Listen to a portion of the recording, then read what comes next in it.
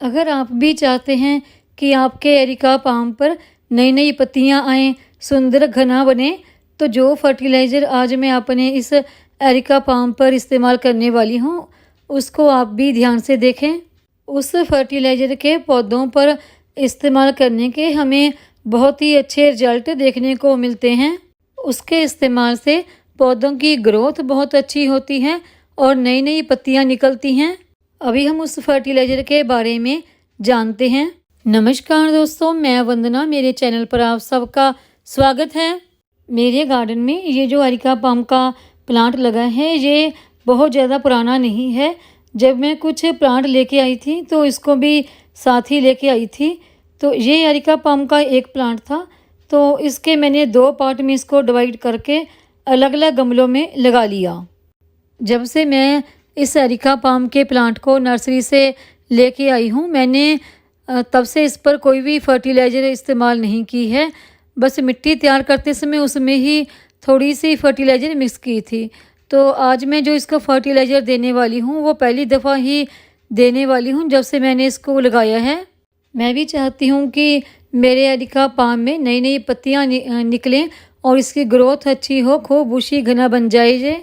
मैं आज जो एरिका पाम को फर्टिलाइज़र दूंगी वो नाइट्रोजन से भरपूर दूंगी ताकि इसकी ग्रोथ अच्छी हो। एरिका पाम को देने के लिए ये मैंने 4 फर्टिलाइज़र मिक्स की हैं।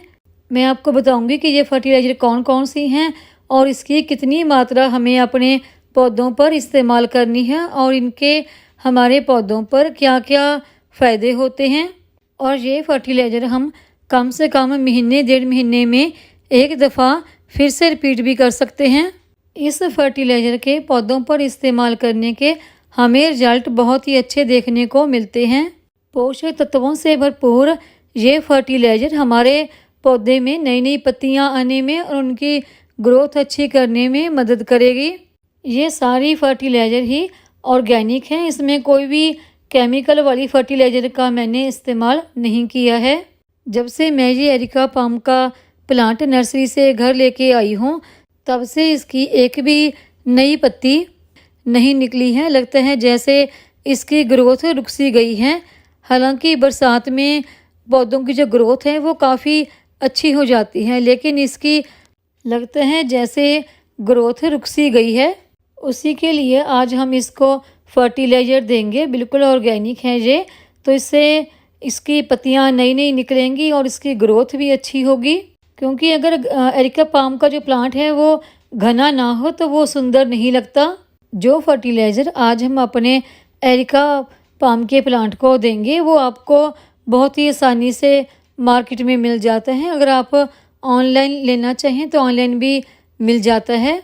जो फर्टिलाइज़र आज हम अपने एरिका पाम के प्लांट में देंगे उसमें नाइट्रोजन की भरपूर मात्रा है।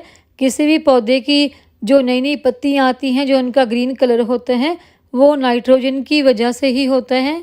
हमारी इस फर्टिलाइज़र में नाइट्रोजन और सल्फ़र भरपूर मात्रा में हैं, जो पौधों की ऑल ओवर ग्रोथ के लिए बहुत ही अच्छे हैं।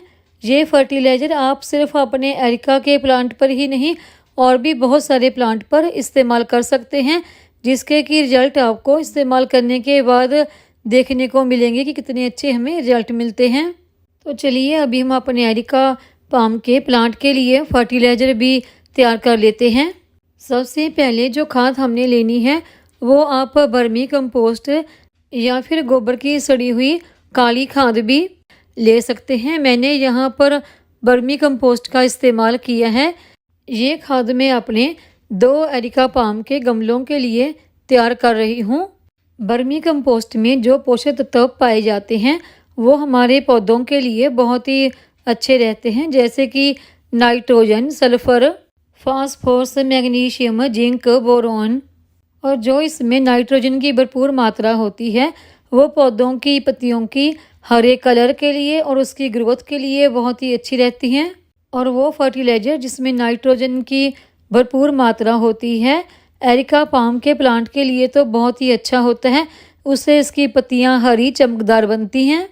वर्मी कंपोस्ट के बाद जो दूसरी फर्टिलाइज़र हमने लेनी है वो है ये नीम की खली। नीम खली अगर हमारे पौधों में किसी भी तरह का कोई फंगस लगा है उससे बचाती है, और जो कोई पौधों में कीट मकोड़े आते हैं उनको भी दूर रखती है। नीम खली में भी बहुत भरपूर मात्रा में नाइट्रोजन और बहुत सारे पोषक तत्व पाए जाते हैं। और जो अगली यानी कि तीसरी फर्टिलाइज़र मैंने ली है वो है ये सरसों की खली। इसके बड़े बड़े पीस आते हैं, इसे मैंने छोटे छोटे टुकड़ों में तोड़ लिया है। सरसों की खली बहुत सारे पोषक तत्वों से भरपूर होती है। पौधे की अच्छी ग्रोथ के लिए, नई पत्तियां लाने के लिए, पत्तियों को चमकदार बनाने के लिए बहुत ही बेस्ट फर्टिलाइज़र है। और जो अगली यानी कि चौथी फर्टिलाइज़र जो हमने लेनी है वो है ये जाइम। जो जाइम है ये एक तो दानेदार में भी आता है, पाउडर फॉर्म में भी आता है और लिक्विड फॉर्म में भी आता है। तो मैंने यहाँ पर जो जाइम वाला लिया है वो है ये दानेदार फर्टिलाइज़र। ये जाइम मैंने यहाँ पर 2 चम्मच लिए हैं, और जो मैंने नीम खली ली है वो भी मैंने 2 चम्मच ही ली है। और जो मैंने सरसों खली और बर्मी कंपोस्ट ली है वो भी मैंने तकरीबन 5 से 6 चम्मच के आसपास ली है। और ये हमारी चारों खादें हमारे पौधों की अच्छी ग्रोथ के लिए, नई पत्तियां लाने के लिए, पत्तियों का कलर बढ़िया ग्रीन करने के लिए और चमकदार बनाने के लिए बहुत ही अच्छी फर्टिलाइज़र हैं। सभी को हमने अच्छी तरह से मिक्स कर लिया है। इन सभी की मात्रा कितनी कितनी लेनी है वो मैंने आपको बताया। तो अभी हम इस फर्टिलाइज़र को अपने पौधों को देंगे। फर्टिलाइज़र देने से पहले हमने गमले की मिट्टी की अच्छी तरह से गुड़ाई कर लेनी है। और जब भी आपको किसी भी प्लांट को फर्टिलाइज़र देनी है तो उससे 2 दिन पहले आप उस पौधे में वाटरिंग करना बंद कर दें। जब पौधे की मिट्टी सूख जाती है तो उसमें जब हम फर्टिलाइज़र देके बाद में वाटरिंग करते हैं तो उसके बहुत ही अच्छे रिजल्ट मिलते हैं।